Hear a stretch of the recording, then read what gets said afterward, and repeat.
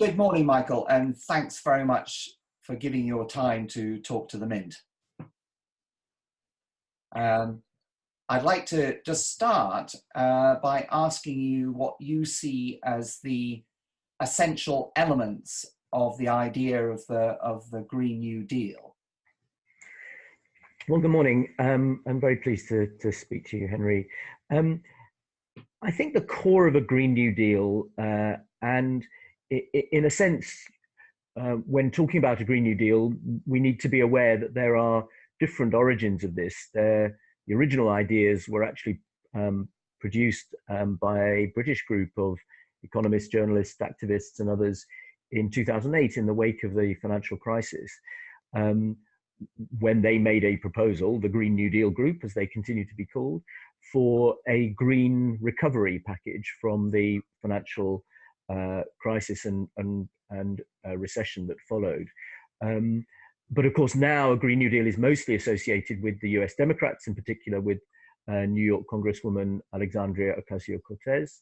And the American version of the Green New Deal is a broader concept than the original British version, as it were. So it worth distinguishing those two things. So in its original version, it was essentially an environmental investment program, a kind of green Keynesian program to invest in the infrastructures and economic activities which would enable environmental degradation in various forms to be reduced, particularly greenhouse gas emissions to deal with climate breakdown, but more widely to make investments in environmental repair, in recycling, in the circular economy, in biodiversity enhancement, and so on. And to do so in ways which would create jobs, create growth indeed. Originally, as I say, in response to the recession of the 2008, 9, 10 period, but now as a means both of generating economic activity and of reducing environmental impact. The Green New Deal in the US is a rather broader thing, and I think this is what makes it particularly interesting, because as well as that, and it is clearly those things too, it is a green Keynesian job creating program. It's also got other elements which are, in a sense, not particularly about the environment. So one of the provisions of the Green New Deal resolution, which has been laid in Congress and is now the support of more than 100 Democrats, congressmen and women, is for a jobs guarantee, a way of ensuring that all Americans who want a job will get a job with the state as an employer of last resort at good wages and conditions. It also has within it a provision for universal healthcare, and so on. So the Green New Deal in the US, and in the way it's being talked about now, is a much wider way of thinking about, if you like, the transformation of the economy, not just in an environmental sense, but in a wider social and justice sense as well.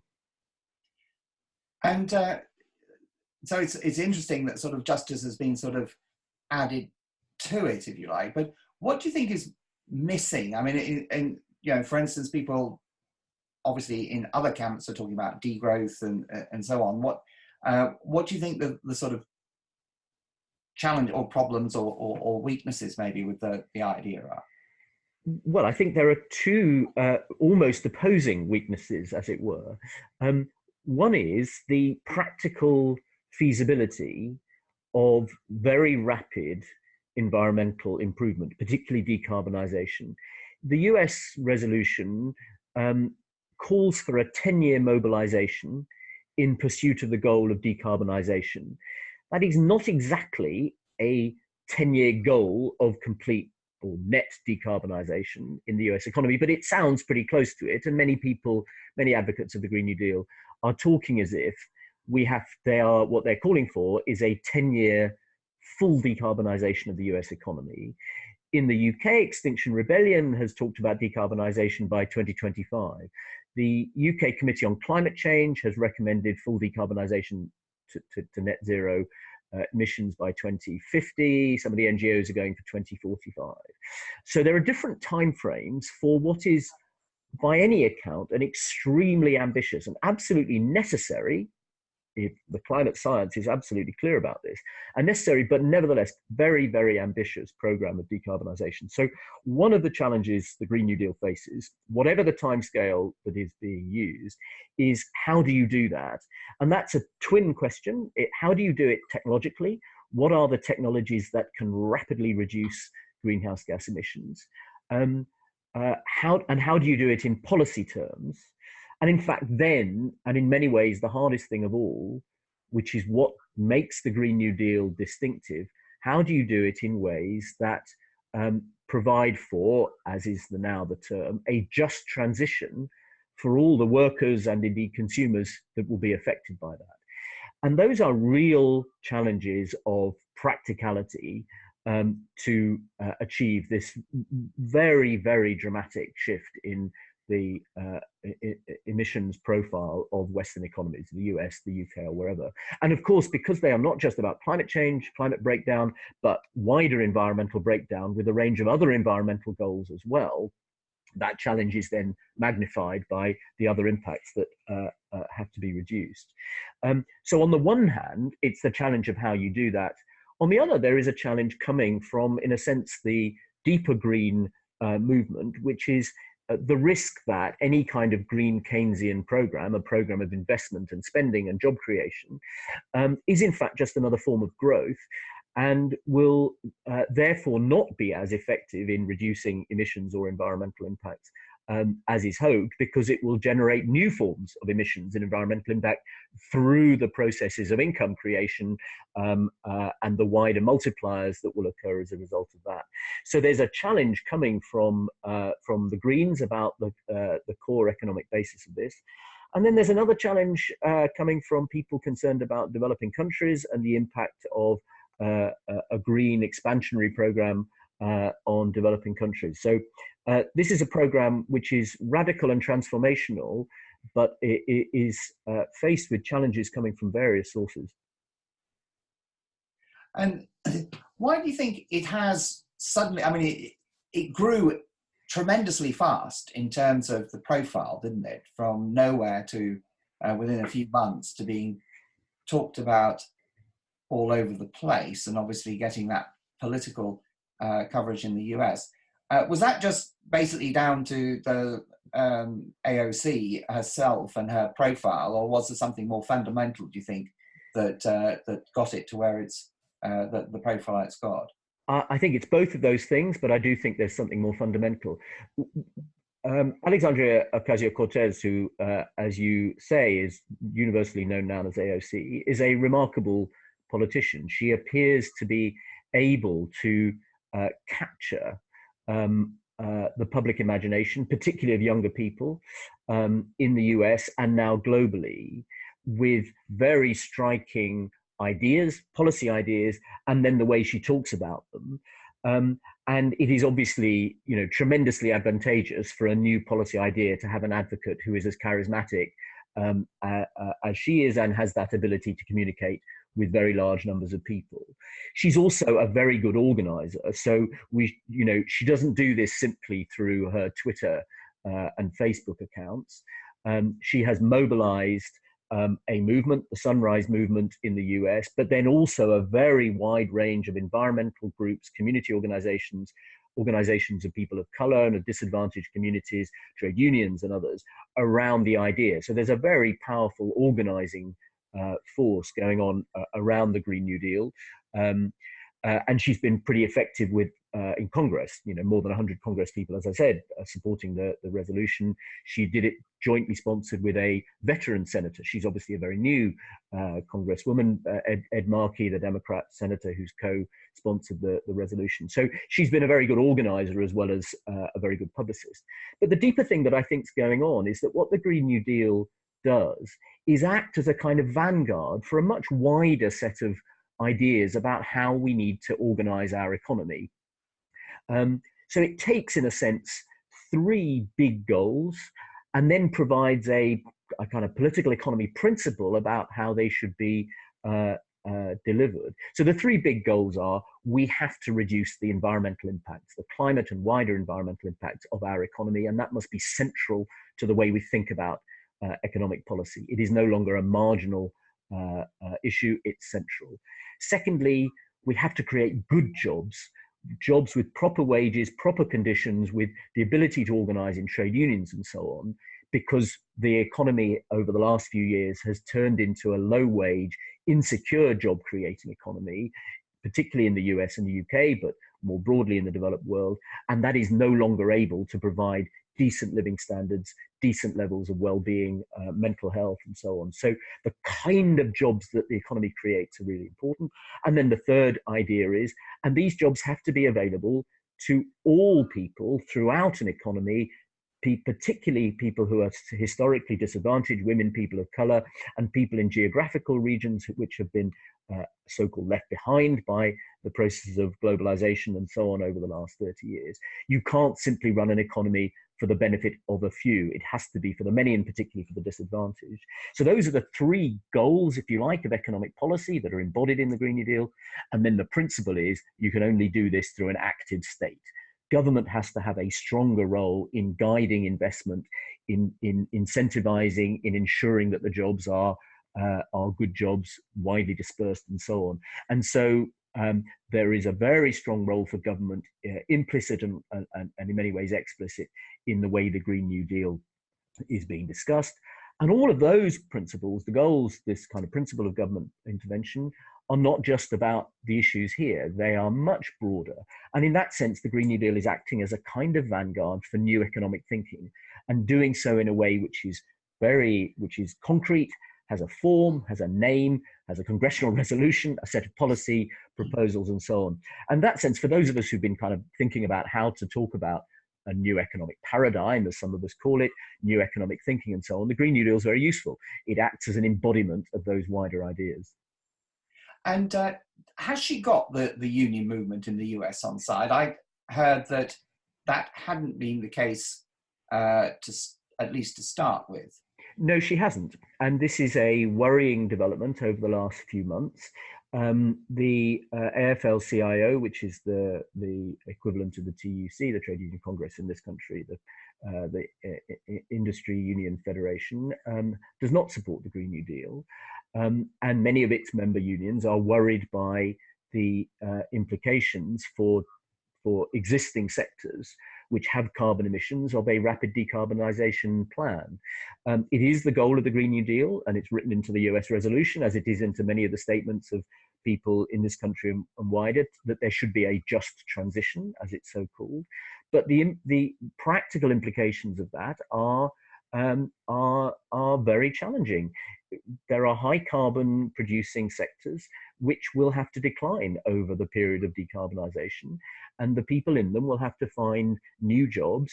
The jobs in many of those sectors are traditionally ones that have been skilled, paid well, often unionised, and it isn't obvious to workers and their unions in those sectors that the new jobs in the green industries of the future will be so skilled, well paid, and unionised, and so on. So these are real challenges, and those of us in favour of a Green New Deal cannot underestimate them. And the fact that some unions in the US have come out against it is a sign that those are very serious policy and political questions which will have to be faced.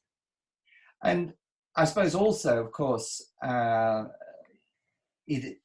Alexandra is seen as left-wing, very left-wing in the US. So does that mean that the Green New Deal has now become fundamentally sort of associated with left-wing politics, rather than, I suppose, traditionally, of course, here climate change has been a bit more bipartisan? I think this is a very interesting question.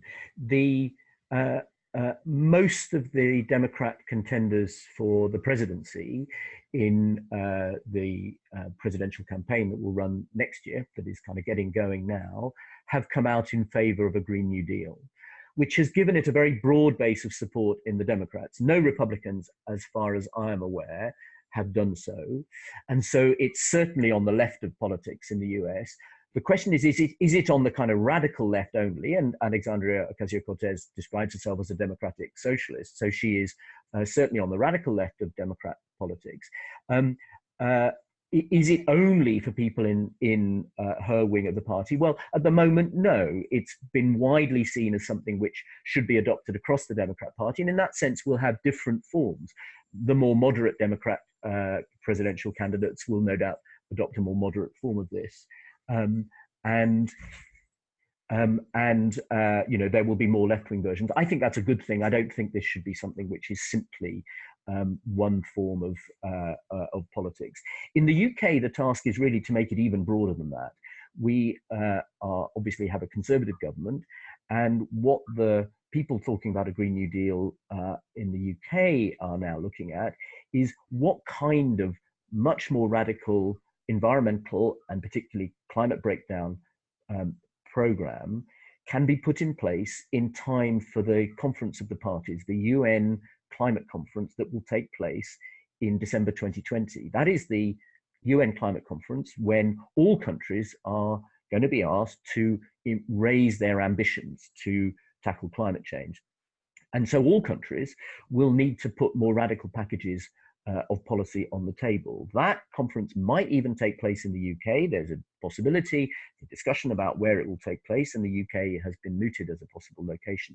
So here we're looking at producing in particular a climate policy package that does this work on jobs and justice as well over the next 18 months or so. And that, of course, is likely to happen. Obviously, the political situation is extremely uncertain, but we must say is still likely to happen under a Conservative government.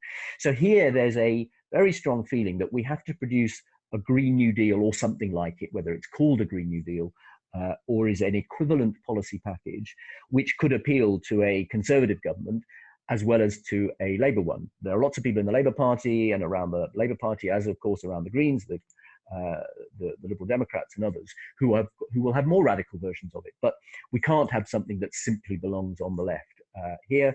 And so that's a slightly different political context and will generate a different structure of Green New Deal type packages, I think.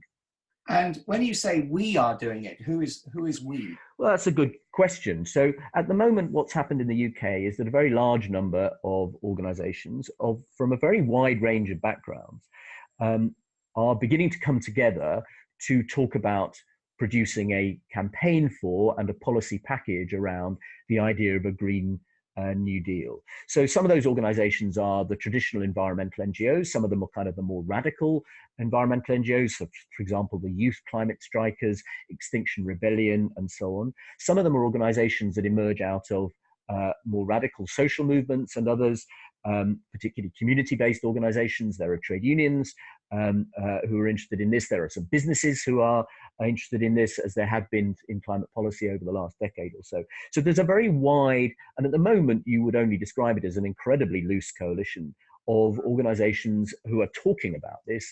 And the discussions are underway now on how to turn that into both a climate campaign, both a Green New Deal campaign, how to turn this into a Green New Deal campaign, and also a set of policy proposals to implement it. And what are the main lessons you're taking from the US experience then, in terms of how to develop this here in the UK? The US and UK contexts are different. The political context is different. Our economies are different and so on. So there's a general inspiration from the momentum that has been developed in the US, from the ability of Ocasio-Cortez and others to publicize it, to energize people around it. In many ways, the UK policy debate is much further ahead. We have been decarbonizing faster than the US. We have a Climate Change Act, which is still, in many people's view, in my people's view, the right framework for this. It's quite likely to be amended to have net zero by 2050, or perhaps a bit earlier as the target. It sounds from what we're hearing in the media that Theresa May would like to do this or set that in train before she departs as Prime Minister, which is obviously a very different context from the US, where the American president is a climate change denier and so on. And we have a more developed policy package in place already. So the situations are different. So there is a sense of general inspiration, but we need to make sure that this is a vehicle in the UK for which meets the UK situation and so on. And there's now obviously talk about this at more widely at the European level, not least under the imperative of a climate policy package, again, for the UN conference next year. So each of these national or transnational initiatives has to be done in the right political context and with the right institutional and policy proposals relevant to each place that it's being done. Brilliant. Well, that all sounds very exciting and very encouraging. And I hope, I wish you all best and success. And thanks very much for talking to us today. My pleasure.